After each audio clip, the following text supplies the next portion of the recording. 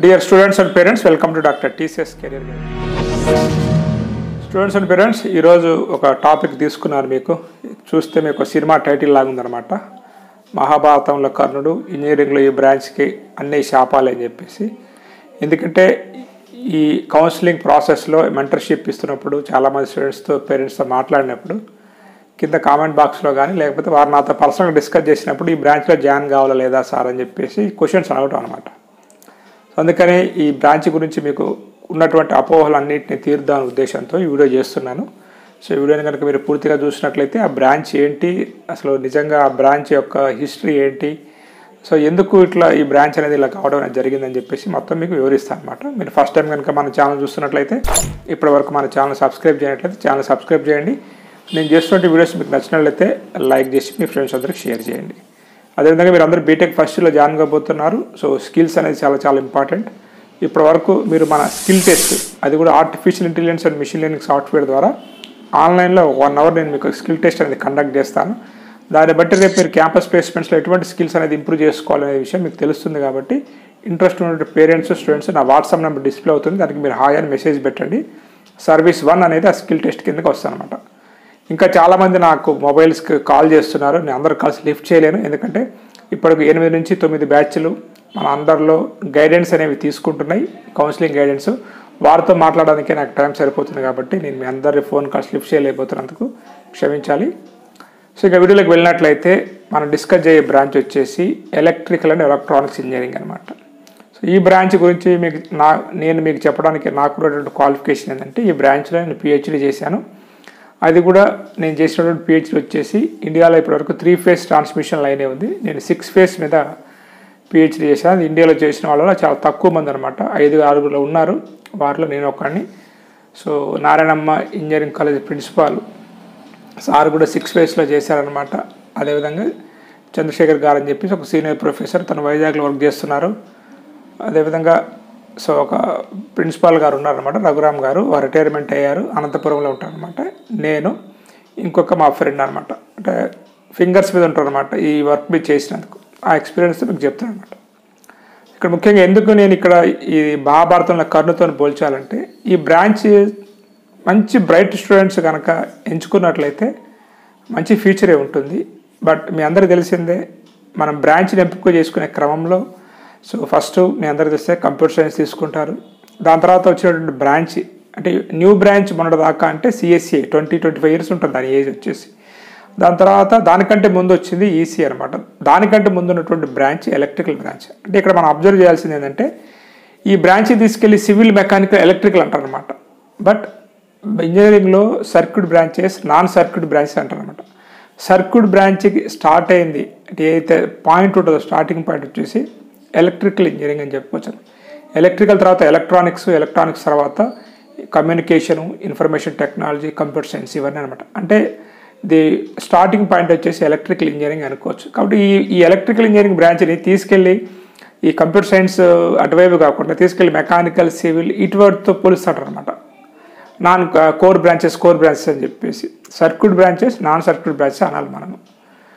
ఎందుకంటే ఇప్పుడు ఎవరైనా నేను ఎంసెట్లో నా దగ్గరికి వచ్చినప్పుడు ఆప్షన్స్ పెట్టుకునే క్రమంలో సిఎస్సి, ఈసీ దాకా వస్తారనమాట. ట్రిపుల్ అంటే మాకు వద్దు అంటారు. మంచి కాలేజీలో వస్తుంటుంది ట్రిపుల్ వాళ్ళకి.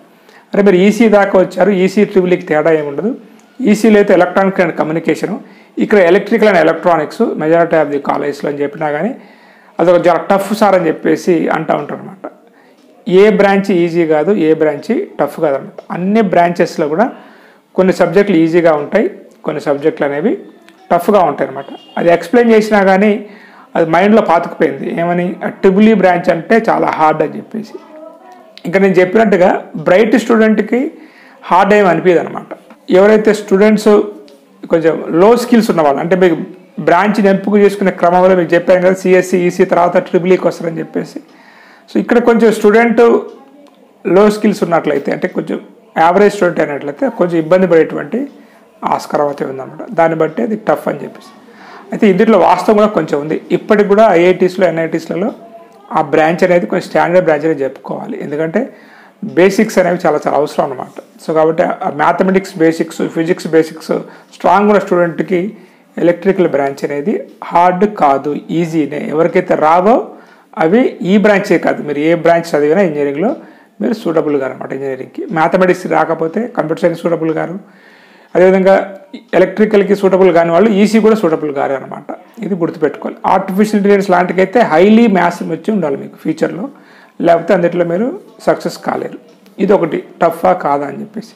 ఇక ఆపర్చునిటీ గురించి మనం డిస్కస్ చేసినట్లయితే ఇక్కడ మీకు ఎలక్ట్రానిక్స్ అండ్ కమ్యూనికేషన్ ఇంజనీరింగ్ అంటే ఈసీ బ్రాంచ్కి ఎటువంటి ఆపర్చునిటీస్ ఉంటాయో దానికంటే బెటర్గానే ఉంటాయని చెప్పుకోవచ్చు మనం అనమాట. ఎందుకంటే ఇప్పుడు మీకు ఎలక్ట్రికల్ చదివిన వాళ్ళు ఎలక్ట్రానిక్స్ ఫీల్డ్స్లో కూడా వెళ్ళేటువంటి అవకాశం ఉంది. ఎందుకంటే మీరు చదివేది ఎలక్ట్రికల్ ఇంజనీరింగ్ కాదు, ఎలక్ట్రికల్ అండ్ ఎలక్ట్రానిక్స్ ఇంజనీరింగ్.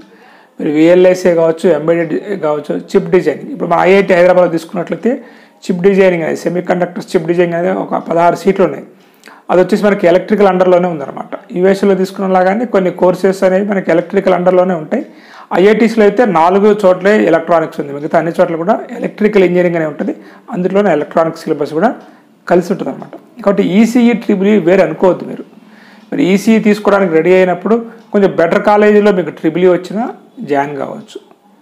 ఇక ఆపర్చునిటీస్ అనుకున్నాక చెప్పాను కదా మీకు, ఈసీఈ వాళ్ళకి ఎక్కడైతే ఆపర్చునిటీ ఉంటే ట్రిపుల్ ఈ వాళ్ళకి కూడా అంతకంటే బెటర్ ఆపర్చునిటీసే ఉంటాయి. ఎందుకంటే ఎలక్ట్రానిక్స్ ఫీల్డ్కి వెళ్ళొచ్చు.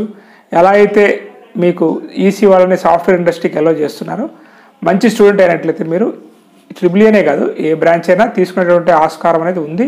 ఎప్పటివరకు తీసుకున్నారనమాట. ఫ్యూచర్ అనేది మాత్రము సో ఇన్ని కోర్ బ్రాంచ్ వచ్చినప్పటికి కూడా ఐటీ ఇండస్ట్రీ అనేది చాలా తెలివిగా ఉంటుంది అనమాట. ఎందుకంటే వాళ్ళకి వచ్చేటువంటి ప్రాజెక్ట్స్ అనేవి అన్ని ఏరియాస్ నుంచి ఉంటాయి కాబట్టి ప్రతి బ్రాంచ్ స్టూడెంట్స్ని తీసుకుంటారు. సో మీరు ఒక లైఫ్లో ఒకటి గుర్తుపెట్టుకోవాలి. ఇప్పుడు బీటెక్ ఫస్ట్ ఇయర్లో జాయిన్ అయిన స్టూడెంట్స్ కంప్యూటర్ సైన్స్ అనేది వేరు, మీ బ్రాంచ్ అనేది వేరు అని మీరు ఎప్పుడు చూడొద్దు. మీరు చదువుకున్నటువంటి బ్రాంచ్తో పాటు కంప్యూటర్ సైన్స్కి సంబంధించినటువంటి ఏవైతే ఉన్నాయో ఈ మన లాంగ్వేజెస్ కావచ్చు, ఆర్టిఫిషియల్ ఇంటెలిజెన్స్ కావచ్చు, డేటా సైన్స్ కావచ్చు, ఇటువంటి కోర్సెస్ అనేవి నేర్చుకున్నప్పుడు మీకు ఇంకా వాల్యూ పెరిగే అవకాశం ఉందన్నమాట. కాబట్టి ఈ బ్రాంచెస్ మీకు వచ్చినా అవి నేర్చుకుంటే మీకే మంచి ఎడ్జ్ ఉండేటువంటి అవకాశం ఉంది. కాబట్టి అదొకటి గమనించి తీసుకోవచ్చు. ఇంకా అదేవిధంగా మీకు ఏదైతే కర్నూలుతో పోల్చారనమాట. ఎందుకు కర్నూలుతో పోల్చా అంటే సో అతనికి అయితే ఎన్నైతే శక్తులు ఉన్నాయో ఇక్కడ కూడా శక్తులు అంటే మీకు ఆపర్చునిటీస్ అనమాట. ఇప్పుడు ఎలక్ట్రికల్ వెహికల్ వస్తుంది మనకి, అదేవిధంగా సోలార్ అనేది ఫ్యూచర్లో చాలా డెవలప్ కాబోతుంది.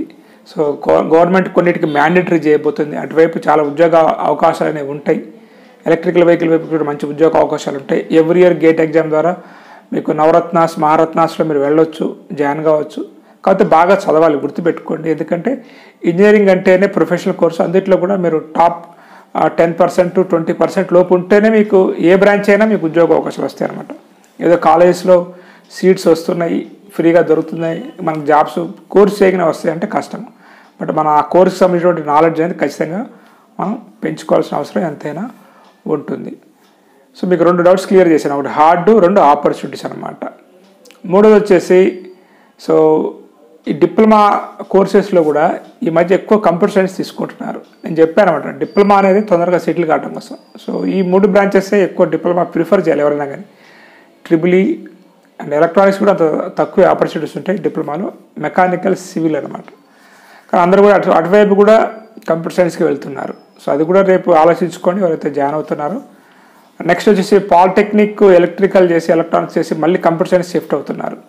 దీంట్లో మీకు వచ్చే ఇబ్బంది ఏంటంటే రేపు డిప్లొమా మీద మీకు జాబ్ వచ్చినప్పుడు మీరు బేస్ డిప్లొమా ఎలక్ట్రికల్ ఉండి మీకు సబ్ ఇంజనీర్గా జాబ్ వచ్చినప్పుడు రేపు ఏఈగా మీకు ప్రమోషన్ రావాలంటే మీకు బీటెక్ కూడా అదే అయి ఉండాలన్నమాట. అలాంటి మిస్టేక్స్ కూడా మీరు చేయొద్దు.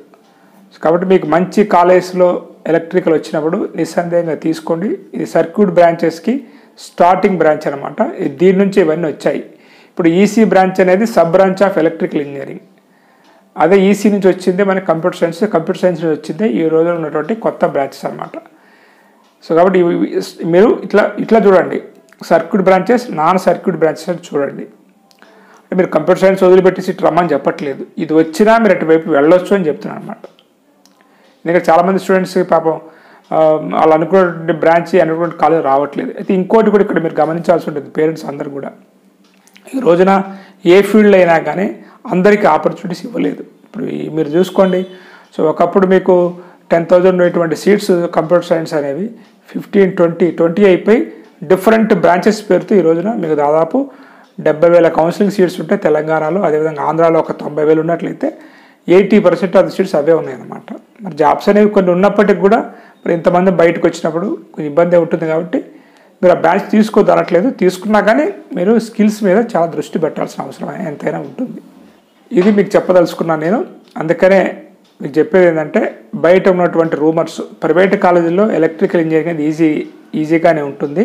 ఎందుకంటే అక్కడ చెప్పేటువంటి సబ్జెక్ట్స్ కానీ అంత టఫ్ ఉండవు మీకు. ఆ ఐఐటీస్ ఎన్ఐటీస్లో అంటే టఫ్ ఉంటుంది. అక్కడ బయట స్టూడెంట్స్ కూడా మంచిగానే ఉంటారు కాబట్టి వాళ్ళకి పెద్ద ఇబ్బంది ఏం కాదు.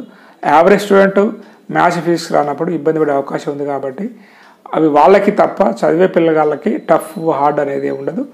మీరు మంచి CGPA మెయింటైన్ చేసుకుంటూ మీరు మంచి స్కిల్స్ అనేది కంప్యూటర్ సైన్స్ సంబంధించిన స్కిల్స్ కూడా నేర్చుకున్నట్లయితే, మన NIT ప్రొఫెసర్ గారు ఉన్నారు మనకి ఇక్కడ, Suresh Babu sir. So artificial intelligence and electrical engineering రెండింటిని కంబైన్ చేసి డిస్ట్రిబ్యూషన్ సిస్టంలో సో ఆర్టిఫిషియల్ ఇంటెలిజెన్స్ అప్లికేషన్ ద్వారా ఈ ఫీడర్స్ని ఆన్ ఆఫ్ చేయటం అనమాట, లోడ్ని బట్టి అట్లా చేశారనమాట. అంటే ఇక్కడ అర్థమైంది, ఎలక్ట్రికల్ ఇంజనీరింగ్ నాలెడ్జ్తో పాటు ఆర్టిఫిషియల్ ఇంటెలిజెన్స్ నాలెడ్జ్ ఉన్నట్లయితే మనం వర్క్స్ని ఆటోమేటెడ్ చేయొచ్చు అనమాట.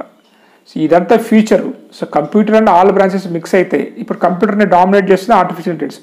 ఆర్టిఫిషియల్ ఇంటెలిజెన్స్ అనేది అన్ని ఏరియాలకు వస్తుంది. కాబట్టి మీరు ఏ బ్రాంచ్ అవుతున్నా AML నేర్చుకున్నట్లయితే, ఆర్టిఫిషియల్ ఇంటెలిజెన్స్ నేర్చుకున్నట్లయితే అదొక మీకు స్ట్రెంత్ అవుతుంది తప్ప వీక్నెస్ కాదు. కాబట్టి సో ఆపర్చునిటీస్ అటే ఉన్నాయి, అందరం అటే పోదాం అనుకోకుండా ఇక్కడ మీకు ఆపర్చునిటీస్ కూడా మీకు EC తీసుకున్నట్లయితే ECలో ఆపర్చునిటీస్ ఉంటాయి. అదేవిధంగా సాఫ్ట్వేర్ సైడ్ పోవచ్చు. అదేవిధంగా ఎలక్ట్రికల్ తీసుకున్నట్లయితే ఎలక్ట్రికల్లో మీకు ఆపర్చునిటీస్ ఉంటాయి. ECకి వెళ్ళాలనుకుంటే EC వైపు కూడా వెళ్ళొచ్చు మీరు. ఎంబెడెడ్ సిస్టమ్ VLSI అది కూడా చదివేటువంటి అవకాశం మనకు ఉంటుంది. ఎందుకంటే మన ఎలక్ట్రానిక్స్లో మనం చదువుతాం అనమాట. అదేవిధంగా సాఫ్ట్వేర్ సైడ్ కూడా ట్రిపుల్ వాళ్ళు వెళ్ళొచ్చు అనమాట.